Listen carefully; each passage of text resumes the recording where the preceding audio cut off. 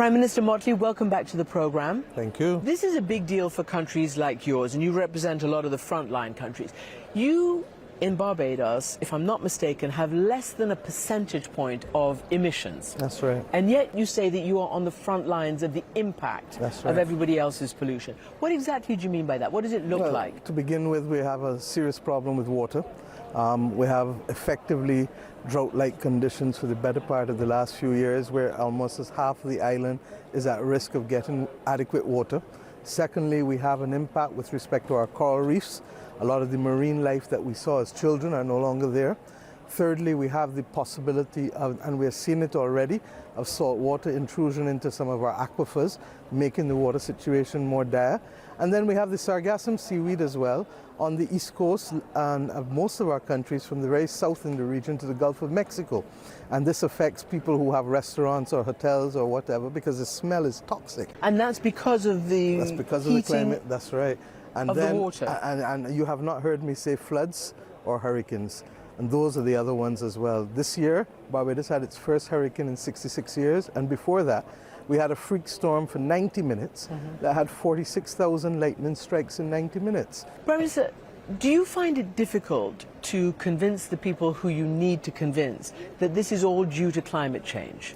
I think people are getting there. The problem is that those who need to make the decisions are kicking the can down the road, and they believe that they can because they're not seeing us. They see themselves. And for them, they don't reach that period of peril probably for another 15, 20 years. I mean, you heard this morning 4 degrees to Shanghai and Miami to be eradicated. Well, it's 1.5 and 2 for us. So there are a lot of us that are going to be affected before Shanghai and Miami. You gave a rip-roaring speech to the plenary. Thank you. And you noticed that China is not there, Russia is not there. Russia is a 5% polluter, but China is the biggest, and of course America second biggest. What was your message with your speech? Well, if I had more time, I would have said code red to China, to the US, to Europe, to India, to all of the countries who are not just the traditional emitters, but also the new ones. Part of the difficulty is that the new emitters argue that the traditional emitters have the largest stock. But whether it is the largest stock or the smallest stock, we are literally like the ground when elephants fight, we get trampled. And that's exactly what's happening now. So we really hope that the message will go forth. And that's why I said that I hope that their populations, their people, will tell them that they need to act now and not later. So do you think, actually, I've asked quite a few of the leaders, surely the populations around the world, which are putting pressure on their leaders all over, should make them sit up and listen? That's right. But they don't seem to be as much as you say they need to. Well, perhaps because, as I said, they're waiting for it to hit them. Right. And we really are hoping that a conscience will be pricked and that they'll recognize that no one is safe until everyone is safe. And if the episode with vaccines hasn't shown us that, then we will never learn. So in my country, we have a saying, hard ears you won't hear, own way you're going to feel. In other words, those who don't listen will ultimately pay the price. So, you talk about the vaccine, and I just wonder, your very large northern neighbor, the United States of America, has, a bit of a problem with conspiracy theories, whether it's about vaccines, whether it's about climate denial, obviously the political tribalism. I wonder what you think in the Caribbean, accepting many American tourists, and, you're just very close. The most popular, the highest viewed cable television program is Tucker Carlson's on Fox News, and he is going around the world trying to tell his viewers of the dangers of mitigating climate change. In other words, saying that things like wind turbines and others are actually themselves vehicles of death and destruction, and that they are elitist and that they hurt the poor the most. I guess my question is, what is your reaction to that, and how do you mitigate that kind of story? How do you convince people of actually the other side? Well, there's a journalist that I know that made a statement a couple of years ago about the importance of truth. I think you know her. Her name was Amanpour. And the bottom line is that's where we are. That regrettably we live in a world now where there's no arbiter of truth or fake news. And as a result, we get that kind of dangerous activity influencing and impacting on people and costing lives, as it has with the vaccines. It's going to cost lives with the climate as well.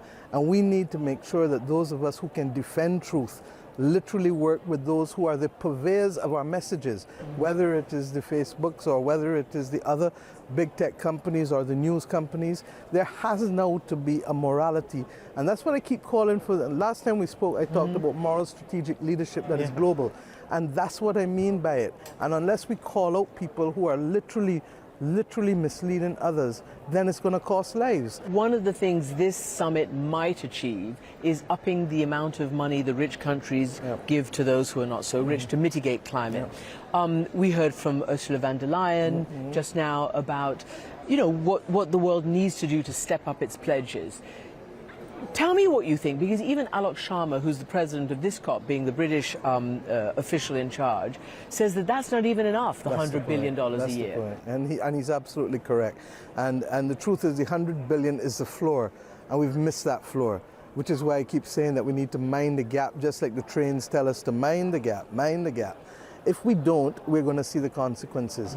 Just now I said, look, the world has spent $25 trillion since 2008 through printing of money, quantitative easing, of which $9 trillion has come in the last 18 months. If we can get the world to set aside $500 billion a year, not in cash, but in their special drawing rights from the IMF, and do that for 20 years, we can create a trust that can help those countries between the tropics of Cancer and Capricorn, because regrettably, it's not only small island developing states that are affected now, it's all of those countries in there. So let me ask you, we've just seen this report from Fred Pleitkin talking about the plight of the Senegalese in terms of climate change, the seas, the fact that it's, you know, cutting into fishing and jobs, and being a push factor to migration. And of course, migration is another great, big, contentious topic around the world. What are your concerns about climate-forced migration? Well, clearly the North Atlantic countries and the countries of the world want migration, because that's the natural consequence of their not reaching agreements in this meeting. You're going to have all of these countries that are affected. We just heard the young lady from Kenya say 2 million Kenyans are at risk of hunger. We've heard our pleas across small island developing states. And the truth is that we know that there's the possibility of failed societies or societies that have to be evacuated. We saw it with Montserrat, with the eruption of the volcano. We saw it with Barbuda, with Hurricane Maria. So that if we don't accept that it has happened, can happen, and will happen, then we will see the migration. And then those who are uncomfortable with migration will have to accept that it is the consequences of their failure to act, regrettably. So but that sounds all academic, because at the end of the day... No, it doesn't sound academic. We're seeing migration right now. And it's families who really don't want to leave their homes. And that's the tragedy of it. Every politician has their problem. That is, we want to do the best, but what about our, I don't know, coal workers? What about our, etc.? What about your tourism industry? Your nation depends very heavily on long-haul flight tourism. That is a huge problem when it comes to polluting our atmosphere. That's why we need the scientific research to see how best we can move both planes and cruise ships and not rely only on fossil fuels for their movement and propulsion. I believe that if we can solve male baldness, if we can do all these other things in the world, it's true, then I believe we can solve the problems of how to fuel the movement of people across the world in planes and in ships. But we have not put our minds to it. Just finally, if the leaders of Russia, or most especially China, were here, and the leader of India is, what would you say to them right now? That we're in this together, and that if you haven't learned from the pandemic that all of us are suffering, then you will not learn from anything. And we need to move together. Even if we slow down a little bit, we need to move together. Thank you. Prime Minister Mottley, thank you for joining us. Thank you.